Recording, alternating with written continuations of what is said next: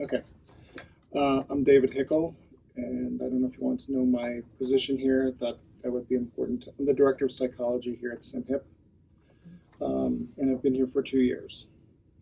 So, in thinking about presenting some information to you, I thought kind of in more the broader context and not specifics, um, and thought not only for our patients here, but for community mental health in general, because I also have a personal experience with community mental health from the perspective of a consumer. So a lot of what I'm going to say is going to summarize probably what you hear a lot of from people, which is there's 3 areas that I think, if they were focused on, would really help improve mental health services and improve a lot of Coloradans' mental health, and that's voice, choice, and access.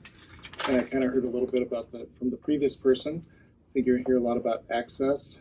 Not only do our patients have trouble accessing services, particularly in the community, but so do others who are essentially receiving Medicaid type of assistance. And I have a personal example that I'll probably relate at the end. But I do feel that access is one of the biggest barriers to Coloradans' mental health and really needs to be focused on. Specifically, I do have a specific for that, is I think it'd be important to broaden the number of providers, broaden the number of contracts.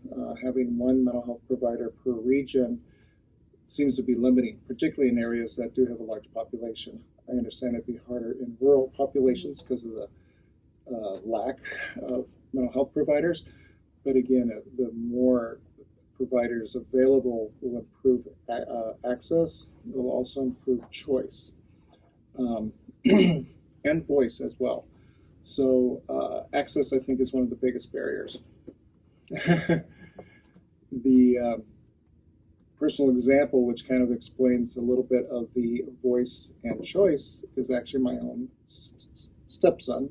I usually call him my son, so if I refer to him as my son, that's what I'm talking about. He followed us here to Colorado a couple of years ago, applied for and received the Colorado Plan for Health Services.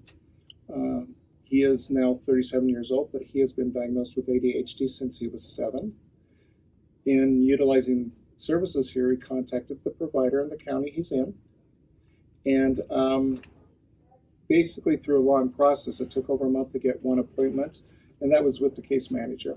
So access was limited. It took long wait time. After the intake, he had to wait another month for an appointment with a psychiatric provider, because that's what he was primarily looking for, was assistance with his medications here in Colorado. That took another month. So we got, again, long wait times, so access.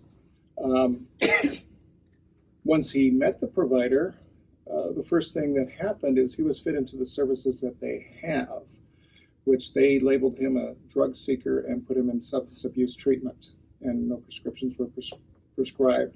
Fortunately, he'd been working with his previous provider from the state he came from, who was willing to work with him for 6 months in that transition period of getting new services on board.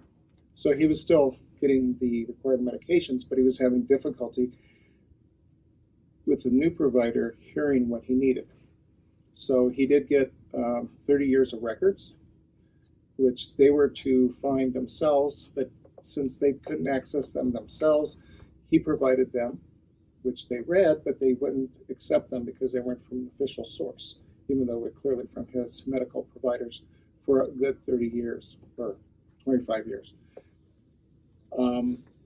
By the third appointment, he basically was informed that he could not receive any prescriptions from that provider in Colorado, because it was obvious that his prescriptions were way above the FDA recommended limits, and they couldn't help him.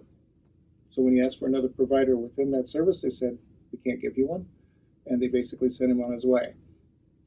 Fortunately, we are in Colorado, and he was able to get services through a private psychiatrist, because we just helped him link up and basically paid for it for him.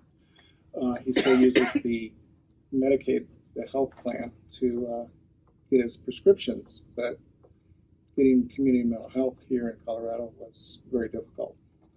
And the voice part was they didn't really listen to him, to his needs. They didn't listen to his previous providers, which had many long years of history and the medications he had been taking, which were pretty consistent. It just was consistently high. He has a serious ADHD issue. So voice was important because he wasn't listened to.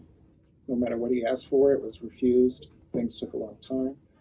And he had no choice. There was no other community mental health provider in that community that he could go to because he was limited to the one contract.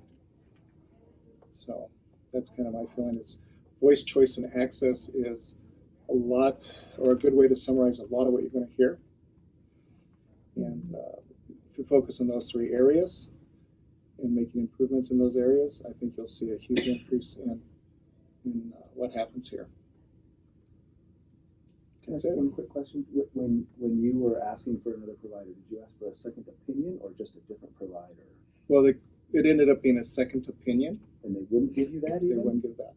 Because his provider was basically told, we're not providing services for this person because he's obviously a drug abuser. So put him in substance abuse program, which we have over here. So it's fitting the person into the program, not the needs of the individual into what they need. So. And I can give you a hint on who that was. They lost their contract.